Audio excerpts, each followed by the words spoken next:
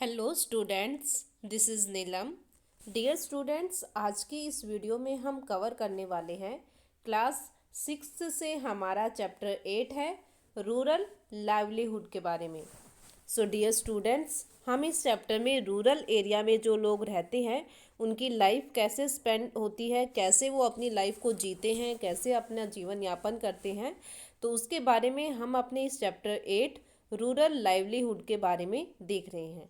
Okay, इससे related कल हमने एक एग्जाम्पल भी लिया जो एक विलेज था उसके बारे में, जो कलपट्टू विलेज था तमिलनाडु का। तो वहाँ पर हमने देखा कि वहाँ के लोग कैसे रहते हैं, क्या क्या काम करते हैं। वहाँ के क्या मोस्टली जितने भी विलेजेस हैं इंडिया में, तो हर विलेज में लोग क्या काम करते हैं, कैसे अपने लाइफ को स्पेंड कर रहे हैं, तो इस बारे में हमने देखा। तो हमने देखा था कि विलेजेस में जो लोग होते हैं वो फार्मिंग एक्टिविटी से ज़्यादा नॉन फार्मिंग एक्टिविटी भी करते हैं। ऐसा नहीं है कि सभी लोग फार्मिंग एक्टिविटी से ही कनेक्टेड हो, नहीं, कुछ लोग ऐसे भी हैं जो नॉन फार्मिंग एक्टिविटी है उनसे भी कनेक्टेड होते हैं। मतलब खेती बाड़ी के अलावा भी वहाँ पर और ज़्यादा काम काफ़ी होते हैं, जैसे blacksmith, nurses, teacher, washerman, weaver, barber, cycle repair mechanic also and so on. तो काफ़ी ऐसी सर्विसेज होती हैं जो लोगों द्वारा विलेज में लोग अलग अलग सर्विस से कनेक्टेड होते हैं। शॉपकीपर्स भी होते हैं और ट्रेडर्स भी होते हैं। तो ये सभी अपनी अपनी शॉप्स और अपने अपने एक्टिविटी से कनेक्टेड होते हैं और सर्विसेज विलेज के लोगों को प्रोवाइड कराते हैं।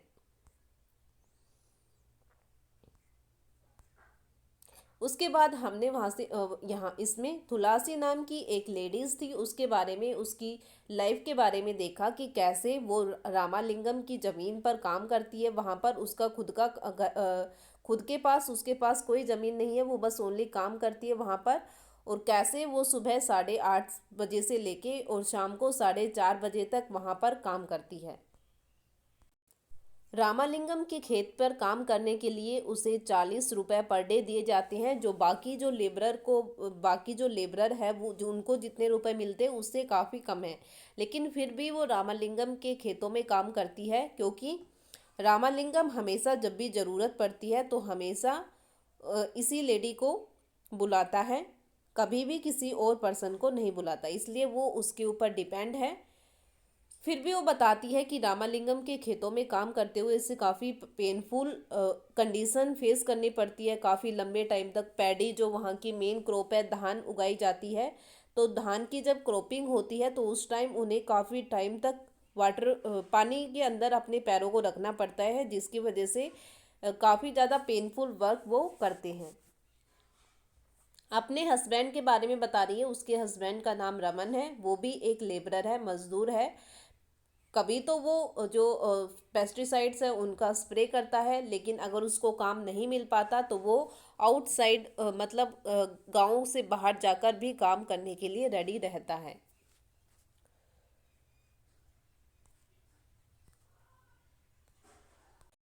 तुलसी जो थी वो खेतों में काम करने के अलावा अपने घर का भी पूरा काम वो खुद ही करती थी। घर का काम जैसे फैमिली के लिए खाना बनाना, घर की साफ सफाई, कपड़े धोना, ये सब काम भी वो खुद ही करती थी। इसके अलावा लकड़ियाँ इकट्ठी करना, बोरेवल से पानी लेके आना, ग्रोसरी से रिलेटेड कोई काम होता था तो उसके हस्बैंड जो थे, हस्बैंड का नाम है रमन, रमन देखते थे उसके बारे में। वो अपनी उसकी एक डॉटर है, उसके बारे में बता रही है कि वो स्कूल जाती थी। एक टाइम पिछले साल वो बीमार पड़ गई थी, इसकी वजह से उसे हॉस्पिटल में एडमिट कराना पड़ा। जब वो हॉस्पिटल में एडमिट हुई तो उसके इलाज के लिए, उसके ट्रीटमेंट पर रामालिंगम से पैसे उधार लिए और उसको वो पे नहीं कर पाए, इसलिए उसको पे करने के लिए उनको अपनी गाय बेचनी पड़ गई थी, ताकि वो अपने जो रुपए उन्होंने रामालिंगम से लिए हैं वो उसको वापस कर सकें। तो ये थी हमारे पास तुलसी की स्टोरी। उसके बाद हमारे पास एक और केस स्टडी आती है सीकर सेकर की। ठीक है, सेकर के बारे में यहाँ पर बताया है कि सेकर कौन है। We have to carry this paddy to our house, my family has just finished harvesting our field. तो शेखर बता रहा है कि उसकी फैमिली अभी पैडी जो है वो कैरी करके लेके आए हैं। उनकी फैमिली में, उनके घर में अभी हार्वेस्टिंग, जो उनके खेत थे उनके घर वालों ने सभी ने मिलकर हार्वेस्टिंग कंप्लीट कर ली थी। We don't own much land, only 2 acres। वो बताता है कि उनके पास ज़्यादा ज़मीन नहीं है, बस ओनली 2 acres ही उनके पास है। ये एकड़ एकड़ है, यहाँ पर एक्रेज नहीं, एकड़। जो एकड़ हम बोलते हैं ना, खेत मापने का जो एक यूनिट होती है उसको। तो उनके पास ज़्यादा ज़मीन नहीं है, वो बस ओनली 2 एकड़ ज़मीन पर ही काम करते हैं। We manage to do all the work on our own. और जितना भी काम होता है उनके खुद के खेतों पर ही होता है और वो खुद ही काम करते हैं। At times, especially during the harvesting, I take the help of other small farmer and in turn help them harvest their field. जब हार्वेस्टिंग का टाइम आता है तो उस टाइम मैं जो दूसरे स्मॉल फार्मर हैं उनकी हेल्प लेता हूँ, और जब उनको ज़रूरत होती है तो शेखर यहाँ पर बता रहा है कि जो दूसरे स्मॉल फार्मर हैं उनकी हेल्प से वो अपने खेतों में भी काम करता है, और फिर जो दूसरे फार्मर्स हैं उनकी भी हेल्प कराता है उनके खेतों में। The traders give me seeds and fertiliser as a loan. जो ट्रेडर्स होते हैं वो मुझे सीड्स और फर्टिलाइजर लोन पे देते हैं। To pay back this loan I have to sell my paddy at him at a somewhat lower price than what I would get in the market. तो वो अपने लोन को पे करने के लिए, उसको दोबारा से रीपे करने के लिए उसे क्या करना पड़ता है कि अपनी जितनी भी धान होती है, जितनी भी उसके पास प्रोडक्शन होती है, वो सभी उसको देनी पड़ती है, और वो भी लोवेस्ट प्राइस से जो मार्केट में चला हुआ होता है। मतलब मार्केट में जो भी प्राइस चलेगा उससे कम रेट पर उसको अपनी धान, अपनी पैडी बेचनी पड़ती है ताकि वो लोन को रीपे कर सकें। He has sent his agent to remind farmer who has taken loan that they will sell the paddy only to him. जो लोन देने वाला पर्सन होता है वो क्या करता है कि वो अपने एजेंट को कभी थोड़े टाइम बाद फार्मर के पास भेजता रहता है, ताकि जिसने भी लोन लिया है उनको ये बताया जा सके कि उनको अपनी धान, अपनी खेतों में जो भी उनके प्रोडक्शन हुआ है वो सिर्फ और सिर्फ उसी पर्सन को बेचना है जिससे उन्होंने लोन लिया है, किसी और पर्सन को वो ना बेचे, और वो भी लोअर प्राइस पर उनको बेचना पड़ेगा क्योंकि उन्होंने लोन लिया है। तो जो भी ट्रेडर्स के एजेंट होते हैं वो फार्मर्स के पास आते हैं, वो उन्हें बताते हैं कि उन्होंने लोन ले रखा है अपनी ज़मीन, अपनी खेती बाड़ी के लिए, और फिर उनको जो भी उनके पास प्रोडक्शन होने वाला है, जो भी उनकी धान होगी, वो उन्हें लोवेस्ट प्राइस पे उसी पर्सन को बेचनी होगी। Okay, I will probably get 60 bag of paddy from many field. और वो बताते हैं कि अपने पूरे खेत से वो 60 बैग उनके पास पैडी कलेक्ट हो पाती है as a production. Some of this I will sell to settle the loan. इसमें से कुछ मैं बेच देता हूँ ताकि जो लोन मैंने ले रखा है उसको सेटल कर सकूँ। The rest will be used in my home. और जो बाकी बचता है वो मैं अपने घर पर यूज़ करता हूँ। But what ever I have will last only 8 months, so I need earn सब मनी। तो जो भी हमारे पास बचता है वो सिर्फ 8 महीने तक तो ठीक है, उससे हमारा काम चल जाएगा, लेकिन उसके बाद फिर उससे अलग भी हमें कुछ मनी जो है अर्न करनी पड़ती है। I work in Ramalingam rice mill. तो मैं क्या करता हूँ कि रामालिंगम ने जो अपनी राइस मिल बना रखी है उसमें काम करते हूँ। 8 महीने तो जो वो एग्रीकल्चर है उससे कनेक्टेड है, और बाकी के जो मंथ है उस टाइम वो रामालिंगम की राइस मिल में काम करता है, चावल बनाने की फैक्ट्री है उसमें काम करता है। Here I help him collect paddy from other farmer in the neighbouring village. और यहाँ पर मेरा काम ये है कि आसपास जितने भी विलेजेस हैं उनके फार्मर से पैडी कलेक्ट करना, धान कलेक्ट करना, ये काम मुझे दिया जाता है।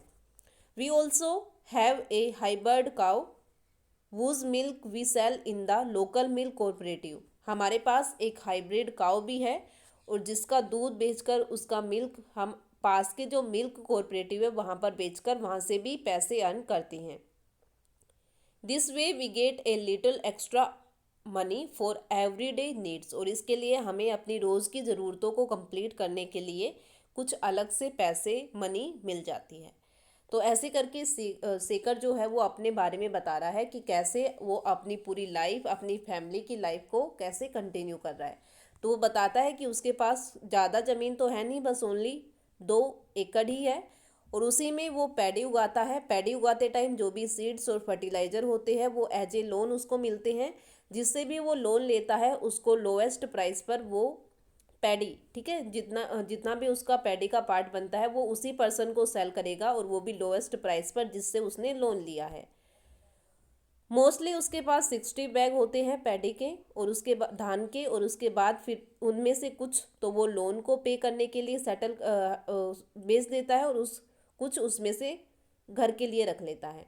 बाकी जो बचता है वो 8 महीने वो खेतों में काम करता है। उसके बाद वो रामालिंगम की राइस मिल में काम करता है, जहाँ पर उसे अलग अलग विलेजेस से फार्मर्स के यहाँ से पैडी कलेक्ट करने का काम दिया जाता है। उनके पास एक हाइब्रिड काऊ भी है जो दूध बेचकर वो अपनी कुछ एक्स्ट्रा मनी अर्न करते हैं ताकि डेली की नीड्स को वो कंप्लीट कर सकें। तो नेक्स्ट हमने 2 केस स्टडी देखी। अभी हमारे पास नेक्स्ट हमारा पॉइंट आता है ऑन बीइंग इन डेब्ट्स के बारे में, कि वो को डेब्ट्स होते हैं देनदार, मतलब जो जिनके ऊपर कर्जा होता है, जो देनदार होते हैं वो डेब्ट्स में इंक्लूड किए जाते हैं, जो पर्सन हमसे लोन लेते हैं। You have read above very often farmer like seeker need to borrow money to purchase basic things like seeds, fertilizer and pesticides। मतलब यहाँ पर ये बताया है कि कुछ ही फार्मर ऐसे होते हैं जो अपनी खेतों में काम करने के लिए, खेतों में जितने भी सीड्स फर्टिलाइजर्स यूज होते हैं तो उनके लिए उनके पास पैसे होते हैं उनको कंप्लीट करने के लिए।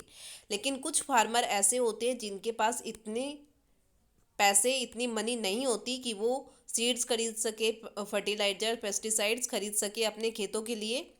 Often they borrow this money from money lender, और उसके लिए क्योंकि काम तो करना है, अब खेतों में अगर खेती बाड़ी करनी है, क्रॉप्स उगानी है, तो उसके लिए उन्हें पैसों की ज़रूरत तो पड़ेगी, और वो पैसे जो मनी लेंडर्स होते हैं उनसे, ठीक है। मनी लेंडर्स किसको बोलते हैं? जो पैसे उधार देता है। आपने देखा होगा गाँव में कि कुछ लोग, मतलब एक तो बैंक हमें पैसे उधार देता है, एक क्या करते हैं कि हम हमारे गांव में जो सबसे रिच पर्सन होता है, जिसके पास ज़्यादा पैसे होते हैं, उससे पैसे लेते हैं। तो मनी लेंडर्स जो होते हैं उनसे, ऋणदाता हम इसको बोलते हैं मनी लेंडर्स को, कि वो हमें लोन देते हैं, वहाँ से वो लोन लेते हैं।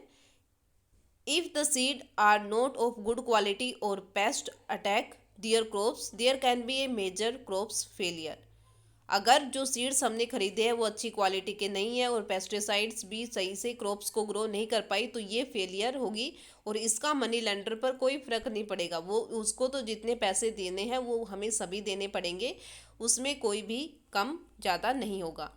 As you show the Tulasi story, poor family in rural area often spend a lot of time every day collecting firewood, getting water and grazing their cattle। एक और केस स्टडी हमने देखी थी तुलसी की, जिसमें हमने देखा कि वो बहुत ही गरीब फैमिली से है, रूरल एरिया से है, और अपनी लाइफ अपने पूरे दिन का मोस्टली जो टाइम होता है वो लकड़ियाँ इकट्ठा करने में, पानी लाने में और कैटल्स को ग्रेज कराने में वो स्पेंड कर देते हैं।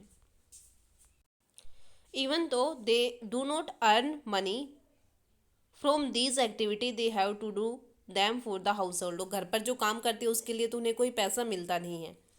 The family need to spend time doing this as they are not able to survive on the little money they earn. और वो फैमिलीज़ फिर जिनके पास अपने खुद के खर्चे कंप्लीट करने के लिए पैसे नहीं होते, उनको काफ़ी ज़्यादा स्ट्रगल करना पड़ता है अपनी लाइफ को सर्वाइव करने के लिए, आगे कंटिन्यू करने के लिए। Nearly 250 of all rural families are agriculture laborer in our country। हमारी कंट्री में रूरल फैमिलीज़ में से लगभग 250 जो पर्सन है वो एग्रीकल्चर लेबरर है, मतलब उनके पास खुद की ज़मीन नहीं है लेकिन फिर भी वो दूसरों की ज़मीन पर काम करते हैं, तो वो खेतीहर मजदूर है हमारी कंट्री में। There are some who have all plot of land while other like Tulsi are landless। उनमें से कुछ ऐसे हैं, कुछ लेबरर ऐसे हैं जिनके पास खुद की थोड़ी सी ज़मीन है, लेकिन कुछ फार्मर ऐसे हैं, कुछ लेबरर ऐसे हैं जिनके पास कोई भी ज़मीन नहीं है। Not being able to earn money throughout the year forces people in many rural area to travel long distance in search of work। उनके पास पूरे साल कोई काम नहीं होता करने के लिए, इसलिए वो काफ़ी दूर दूर जाकर भी काम सर्च करते हैं कि उन्हें कोई काम मिल जाए जहाँ से उनको पैसे मिल सके। दिस ट्रैवल और migration take place during particular season. और ये जो माइग्रेशन होता है कि लोग एक जगह से दूसरे जगह पर जाते हैं, तो ये एक सीजन के अकॉर्डिंग होता है। जब काम का सीजन आता है तो लोग ज़्यादा दूर जाकर भी काम कर सकते हैं, लेकिन अगर काम ही नहीं है तो लोगों का दूर जाना ना जाना बिल्कुल भी कोई मायने नहीं रखता। The crops can also be ruined if the monsoon does not bring enough rain. कई बार तो ऐसा होता है कि जो क्रॉप्स हम उगाते हैं, मानसून ना आने की वजह से उनको पानी नहीं मिल पाता, जिसकी वजह से वो अच्छे से ग्रो नहीं कर पाती। When this happen farmer sometime are unable to pay back their loan. और जब ऐसा होता है तो फार्मर्स के साथ ऐसा होता है कि उन्होंने जो लोन ले रखा है वो लोन वो पे नहीं कर पाते। And for the family to survive they may even have to borrow more money. और उस टाइम उनके साथ प्रॉब्लम ये होती है कि नेक्स्ट टाइम उनको खुद की और खुद की फैमिली को सरवाइव करने के लिए काफ़ी ज़्यादा रुपए की ज़रूरत पड़ने वाली है और वो ज़्यादा रुपए उधार देते हैं। Soon the loan become so large that no matter what they earn they are unable to repay. जब ये लोन की रकम जो लोन का पार्ट जो है वो ज़्यादा हो जाता है, तो उनको फिर ये प्रॉब्लम होती है कि कैसे वो अपने लोन को रीपे करेंगे। This is when we can say they are catch in डेप्ट। और इसी जो ये कंडीशन हो जाती है कि लोग जब लोन लेते हैं और उसको पे नहीं कर पाते और उनको लगता है कि वो इसको पे नहीं कर पाएंगे, तो इस टाइप की जो सिचुएशन होती है उसको बोलते हैं डेप्थ। मतलब वो एक ऋणी बन चुका है, एक देनदार वो मतलब उसके ऊपर अब कर्जा हो चुका है। In recent year this has become a major causes of distress among farmer. और आज के टाइम में ये काफ़ी मेजर प्रॉब्लम बन चुकी है फार्मर्स के साथ कि वो लोन के बर्डन में दब जाते हैं। In some area this has also resulted in many farmer committed suicide. और इसी की वजह से, क्योंकि वो लोन रिपे नहीं कर पाते, और काफ़ी फार्मर ऐसे होते हैं जो सुसाइड कर लेते हैं, आत्महत्या कर लेते हैं लोन ना पे करने की वजह से। क्योंकि जो भी लेंडर है, जो भी जिसने भी उनको लोन दिया है, वो हमेशा उनके ऊपर दबाव बनाएगा कि कैसे भी करके वो लोन को रीपे करे। और जब फार्मर के पास इतने रिसोर्सेज नहीं होते कि वो उस लोन को रीपे कर सके, इसलिए वो प्रेशर में आकर फिर सुसाइड भी कर लेते हैं। ऐसे काफ़ी एग्जाम्पल हमें आज प्रेजेंट में देखने को मिलते हैं। तो ये है हमारे पास हमारा आज का टॉपिक, जिसमें हमने रूरल एरिया में जो लोग रहते हैं उनकी क्या लाइफ है, कैसे वो अपनी लाइफ को स्पेंड कर रहे हैं, उसके बारे में देखा। और सेकर और डेप्थ के बारे में हमने देखा कि उन दोनों की मेन बातें, मेन पार्ट जो इस चैप्टर में इंक्लूड किया गया है वो किस टाइप से हैं। तो आई होप जो टॉपिक हमने इसमें कवर किया है वो आपको अच्छे से समझ आ गया होगा। इसको आप बुक से दोबारा से पढ़ोगे और कोई भी प्रॉब्लम हो तो वो आप मेरे साथ डिस्कस कर सकते हो। Thank you.